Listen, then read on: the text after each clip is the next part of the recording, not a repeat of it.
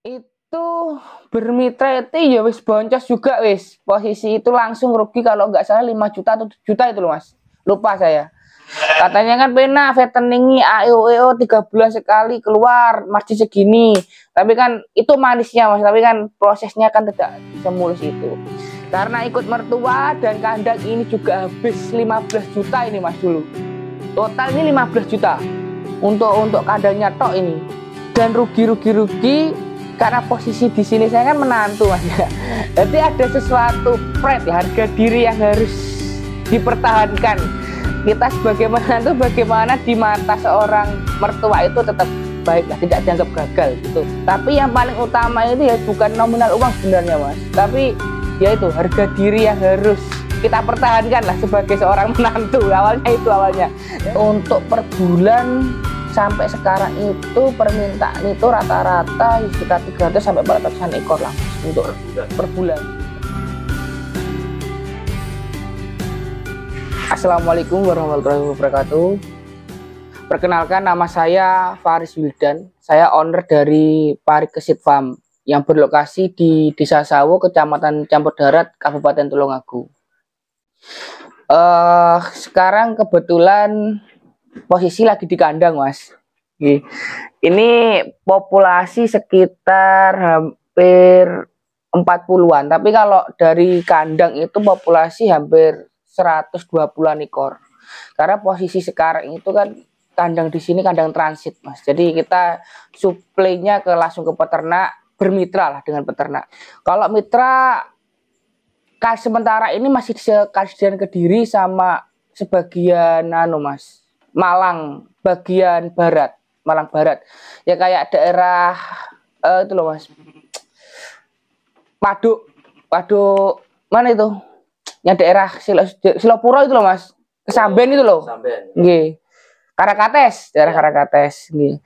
Untuk populasi sekarang paling sekitar 50-an lah untuk sementara ini. Kebetulan saya itu dari orang tua itu disekolahkan S1 Mas, sarjana lah. Sarjana terus saya langsung bekerja di salah satu industri kayu di Tulungagung. Nah, di industri itu saya pegang admin keuangan awalnya. Terus naik ke ekspor impor kayu.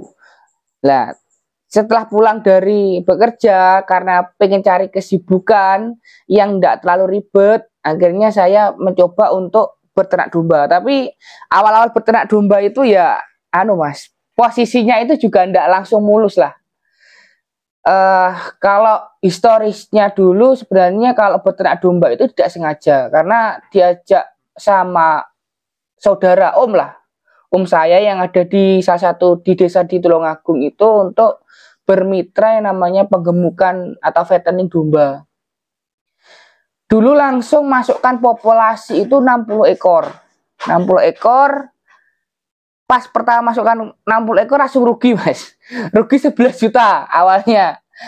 Awal 11 juta. Yang kedua itu rugi 5 juta karena bermitra dengan salah satu, udah saya sebutkan lah namanya Mas, itu kayak kemitraan waktu Idul Adha itu loh Mas.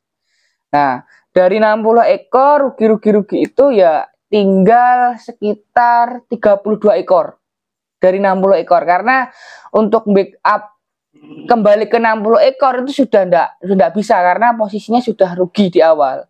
Itu kemitraan, salah satu kemitraan dasar tak sebutkan juga lah namanya dari ada nanti kan. Ya kalau di Tulungagung dulu awalnya Mas, rame sekali, banyak sekali mitra, tapi ya itu tidak sesuai dengan akad awal. Waktu akadnya di awal fattening terus pokok dulu itu gini Mas. Saya tertariknya pokok kupingnya obah dipanen gitu. Awal bibit itu masuk 1 juta dipanen 1.500.000, tapi prakteknya waktu panen tidak segitu Mas.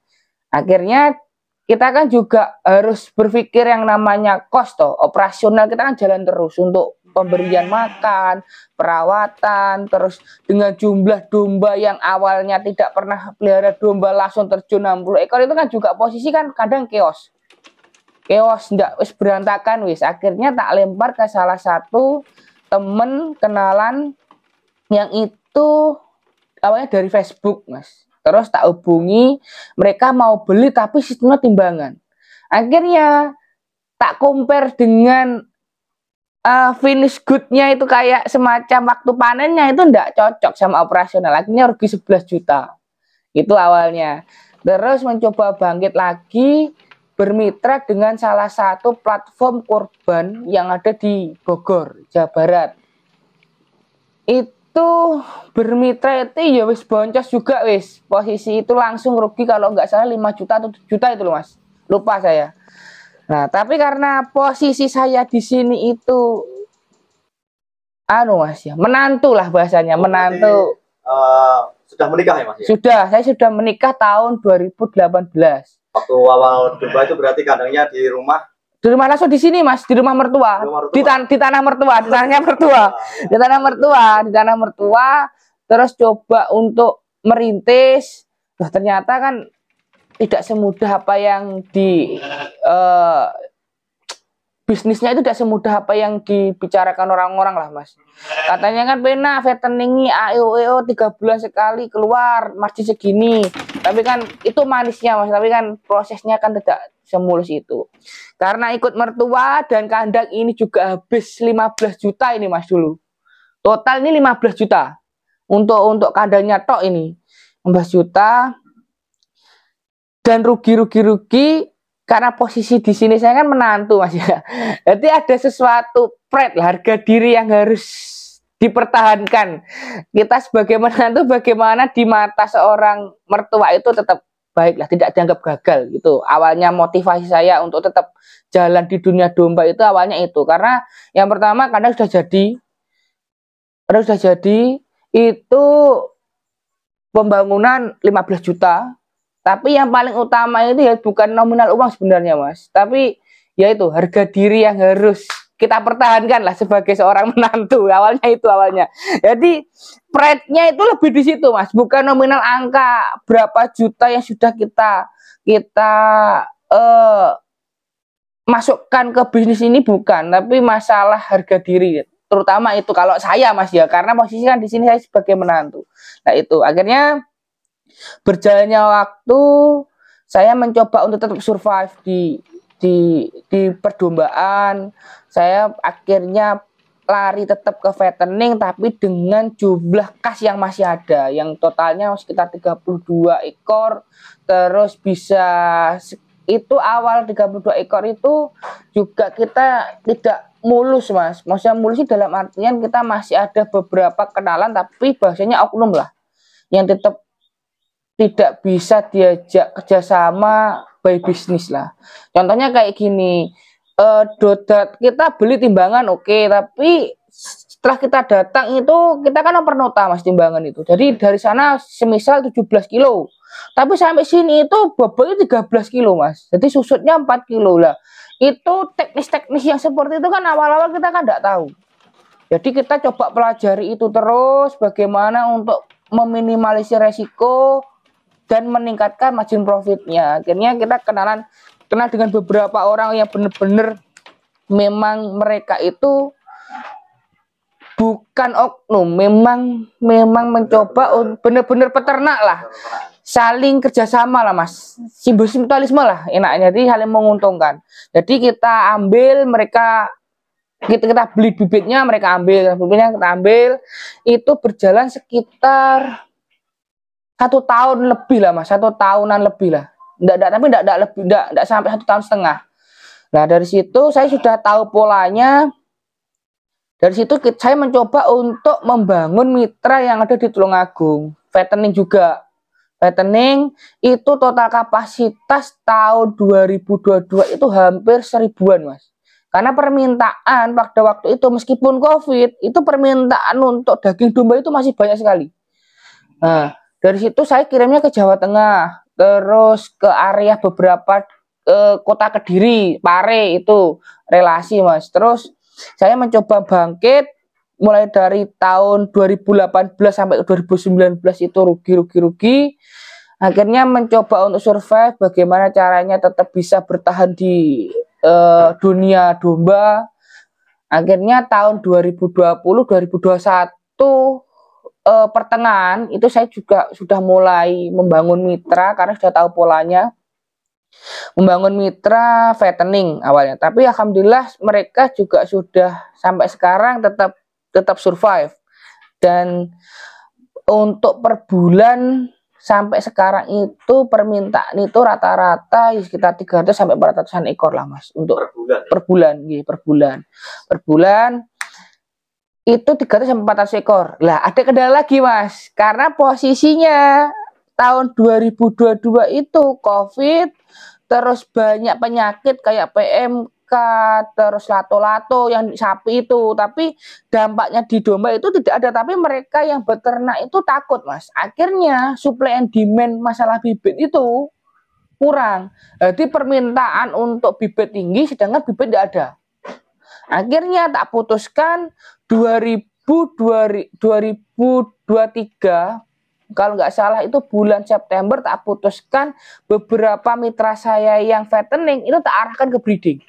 Jadi saya punya buffer stok nanti masalah bibit untuk suplai ke fattening nanti ada suplai ke jagal. Jadi tetap dari hulu sampai hilir itu rencana tetap bisa saya handle Mas. Karena kalau kita berpangku sama beberapa farm-farm yang untuk suplai bibit, sedangkan bibit itu juga tidak, bahasanya rebutan lah Mas, rebutan itu kan akhirnya kita kan dapatnya itu barang itu kadang-kadang ngawur Mas, kropioan lah, kropioan kropioan ya. Kalau seumpama kita beli 100 ekor bibit itu mungkin yang bagus 75, yang 25 itu wis tidak masuk kriteria untuk menggemukkan. Jadi saya mencoba untuk memahami pola-pola itu, akhirnya beberapa peternak itu tak arahkan ke breeding, anaknya nanti saya ambil semua, gitu, anak saya ambil semua itu untuk suplai ke bagian fattening.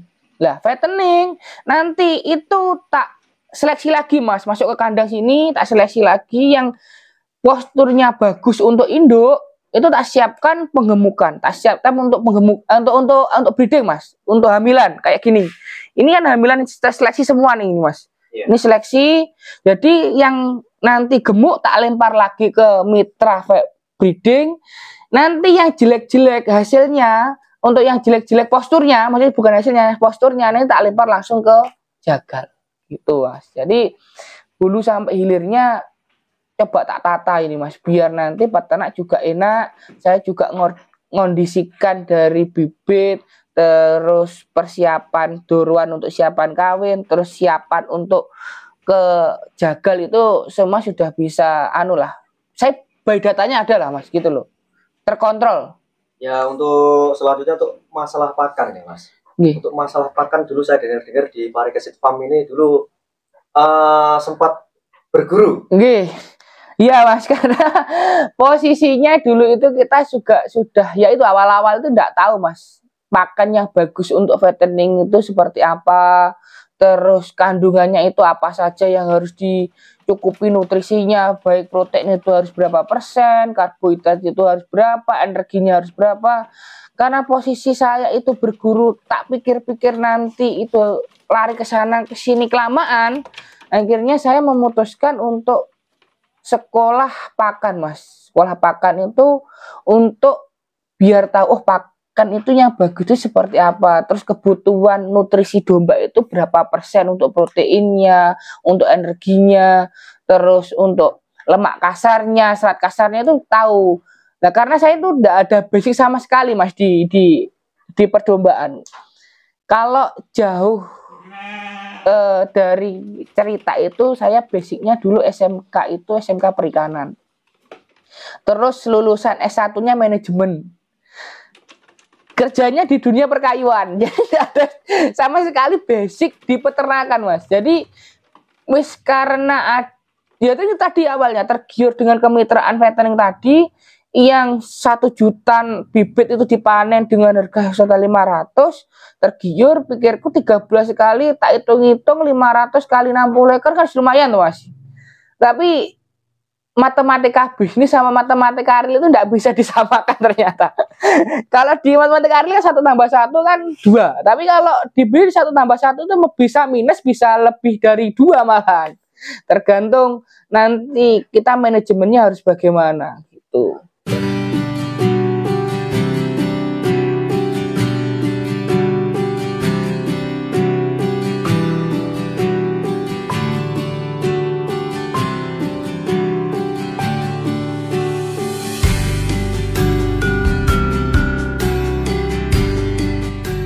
Kalau fattening, dulu saya fattening itu kalau terjun sendiri mas ya, terjun sendiri saya memang full ini untuk fattening saya kerjakan sendiri itu saya 2 tahun mas. Jadi kalau protein itu minimal 18%. Terus energi itu harus di atas 3.200 mg per kalorinya. Kalori per miligramnya. Jadi per 1 gram 1 miligram itu sekitar 3.200. Itu standarnya mas. Karena kenapa kalau kita meninggikan energi itu karena kalau energinya tinggi, pasti domba itu cepat gemuk. Gitu mas. Terus secara tidak langsung, protein itu kan juga yang mensuplai nanti dari segi kualitas daging mas. Kalau karkas. Jadi kalau dijaga itu mereka itu minta karkasnya itu 42% dari berat hidup, timbangan hidup. Itu standarnya. Jadi kalau kita tidak ngejar di protein sama di energi itu kan dapatnya dari karbo mas.